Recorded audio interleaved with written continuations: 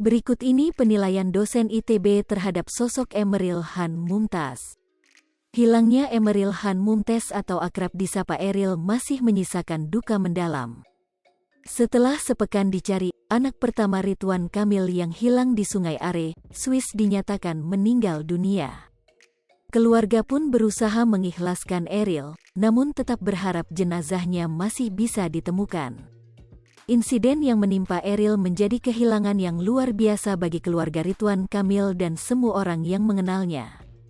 Bahkan orang-orang yang tak mengenal pun turut prihatin dan merasakan kesedihan yang mendalam. Orang-orang terdekat mengenal sosok Eril sebagai pribadi yang sangat baik.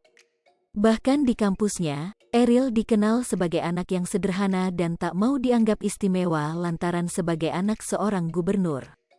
Saking sederhananya, bahkan dosen ITB pun tak tahu jika Eril merupakan anak orang nomor 1 di Jawa Barat. Hal ini disampaikan oleh dosen Eril di ITB tempat Eril berkuliah yakni Indrawanto sebagaimana dikutip lewat tayangan YouTube Intens Investigasi. Saat di kampus Eril adalah pribadi yang low profile. Bahkan saking sederhananya, sang dosen tidak menyadari bahwa Eril adalah anak seorang gubernur. Dia sangat biasa di mata saya ya, saya bahkan gak mengenali kalau dia itu anak gubernur, ungkap Indrawanto. Jadi saya hanya mengenal dia. Oke, saya ingat figurnya, tapi sayang tidak mengenal bahwa dia anak gubernur, lanjutnya. Indrawanto baru mengetahui bahwa Eril adalah anak gubernur saat mengerjakan tugas akhir. Sehingga saya memperlakukan dia biasa saja, bahkan saat tugas akhir-akhir pun saya belum mengenal kalau dia anak seorang gubernur, terang Indrawanto. Bahkan Indrawanto pun mengagumi sosok Eril yang sangat sederhana.